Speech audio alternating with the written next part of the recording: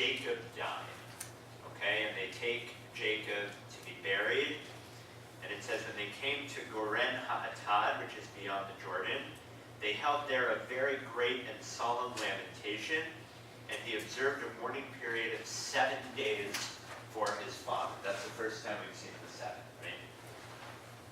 Yes? Am I wrong? So far tonight, that's the first time we've seen it. No, tonight. Tonight. No, tonight. Sorry.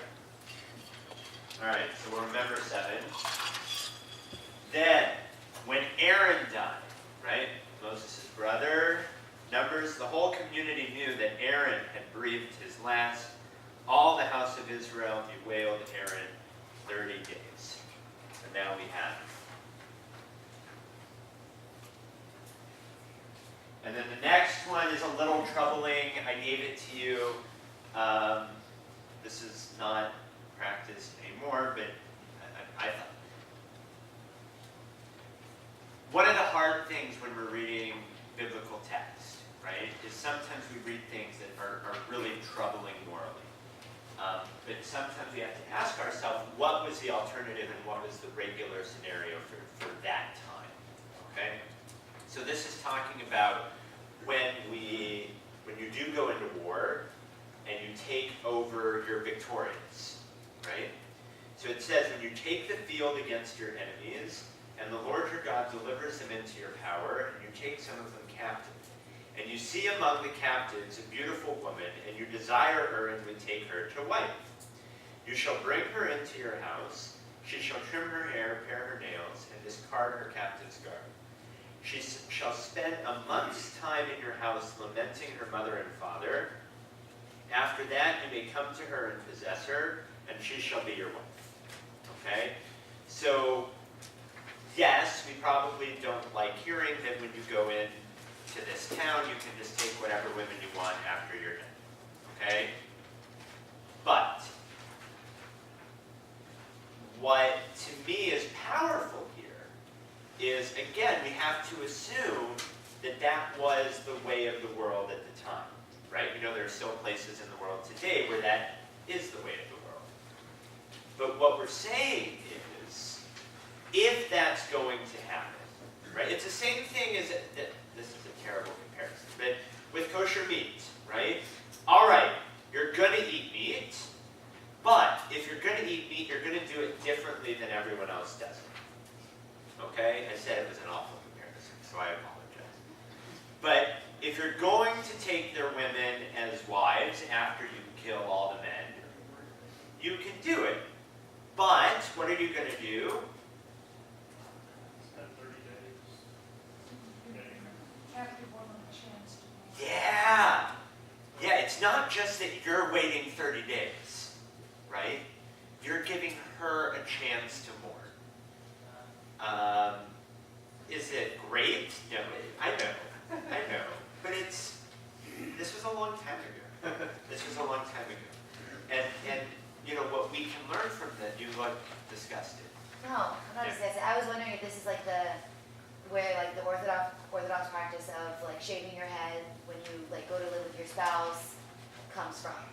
Like how women like shave and like their heads. No, that's modesty. That's that no one should see your hair other than your husband. Oh, okay.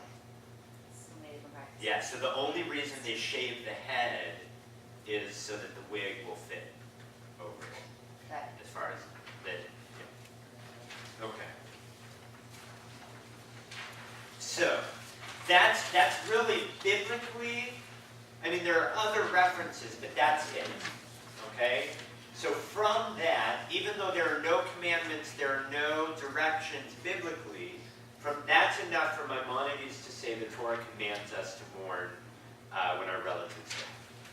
Okay, does everyone kind of follow how he gets it? And then the rabbis, right, and it's not, like I've said a million times, they don't make it up, right, but they take from what the Jewish tradition had become at that time.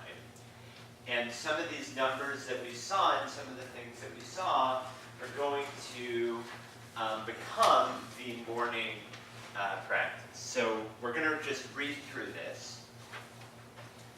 There are 4 stages of mourning, and we talk about the direct mourners. And this is another place where Reform Judaism will be a little bit liberal based on what people want. But traditionally, the only people who are considered to be mourners at all are parents, children, siblings, and the spouse. So, like a grandchild is not considered to be a mourner when his or her grandparent passes away. A grandparent is not considered to be a mourner if a grandchild passes away. Okay? It doesn't mean that you can't mourn, but you don't have the process that we're about to that we're about to discuss, right? So like the tearing of the clothes would only be parent, child, sibling, spouse. So traditionally, when we're doing the ribbon, now we do it, well, here. So upon witnessing or hearing of the death, and this is what we get in the Talmud, that as soon as you either see someone die or hear of the death of your parent, child, sibling, or spouse, the mourner says, Baruch atah Adonai Eloheinu melech haolam dayan ha'emet. Blessed are you, Adonai, our God, sovereign of the universe, the righteous judge, and really the judge of truth. After reciting the blessing, the garment they are wearing is traditionally torn. Okay? So it happens as soon as you find out. In the Reform world, we do this ceremony with the mourners before the funeral starts. So if you come to a funeral that Rabbi Berkholtz or I officiate, we'll gather the family together, and again, we both give the option to anyone who wants. So if grandparents want to, or if grandchildren want to wear the ribbon, they can. If in-laws want to wear the ribbon, they can. Anyone not normally considered a direct mourner, we allow them to be if they want to be. We would say this blessing with them, and then tear the ribbon. I read a chapter of the book that says that the difference between the mourners is that they will tear the ribbon from over the heart, and the rest of the family will do it. That's the child. Okay, so the child of, and the child is going to take on the most responsibility. We're going to see that later on. So the child tears over the heart, everyone else on the right side. All right, so that's the very first. So again, now we're going to leave Reform and we're going to go back to the traditional stages of mourning. Because again, in Reform, we're going to do that ceremony right before the funeral. Okay? But traditionally, you would do it right upon hearing. I don't think do I have it in here? I don't have it in here. What the Talmud will also make as a direct mourner, this is just interesting. This isn't anything that you have to know. A student for his teacher. And there are separate mourning rules for when your rabbi dies. So, all right. So we talk about aninut, which is the period between the death and the burial. This is not a word I don't think that's on your form.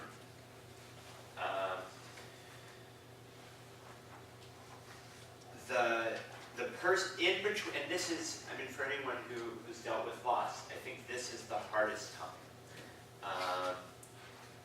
Because in a lot of ways it doesn't seem real yet. So really, up until the burial, we don't really consider someone to be in mourning. Their only job, as you see, is to make sure that the burial is prepared for. Did Rabbi talk about burial at all?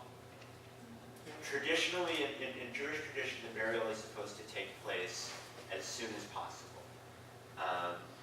So most of the time with a Jewish funeral, we'll really try to do it the next day. again, we'll make allowances in this community, understanding that people want to come in town and it doesn't always work that way. But traditionally, it really would be the next day. The body is watched the entire time in between the passing and the burial. Not by the mourners. There's it's a yeah, but it's a really good thing to do. I don't know why I can't think of the word. To be the person who guards the shomer for the deceased. Did Rabbi talk about the Chevra Kadisha? No.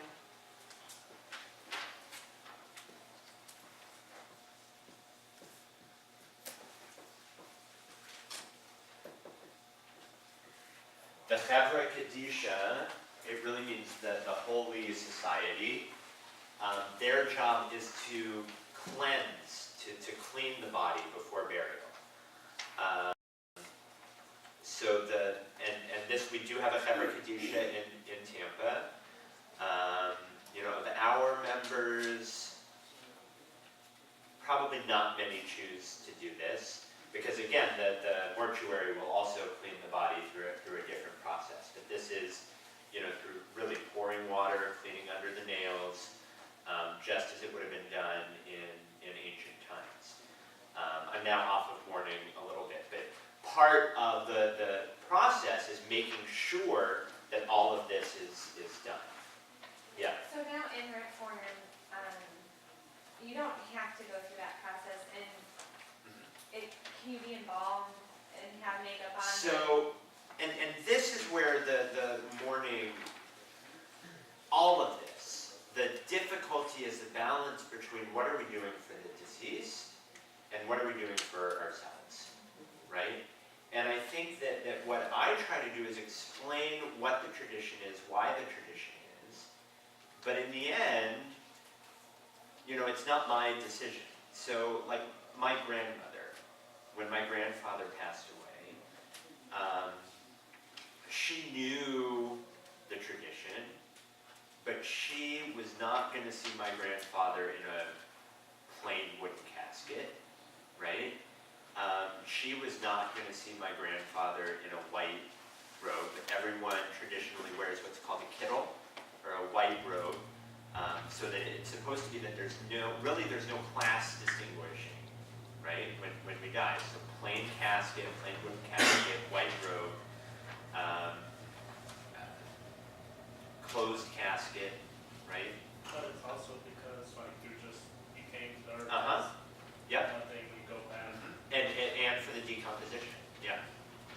Yeah, I mean, But my grandfather was embalmed, nice suit, open casket. I think it was a steel not steel. Are they steel? What are the metal caskets? Anyway, metal casket. And my rabbi did the funeral, and and it was fine. So, and lightning didn't strike. So, I think it's understanding why the tradition exists, but just as with everything we do, right? It's figuring out what is right for you. I think it's a good discussion to have as a couple too, or with whoever is going to be making, decisions when things happen, to let those people know what we want. Now, I also know people who've said, I want to be cremated, and then ultimately the family just couldn't do it, and decided, we know this is what our loved one wanted, but we can't do it.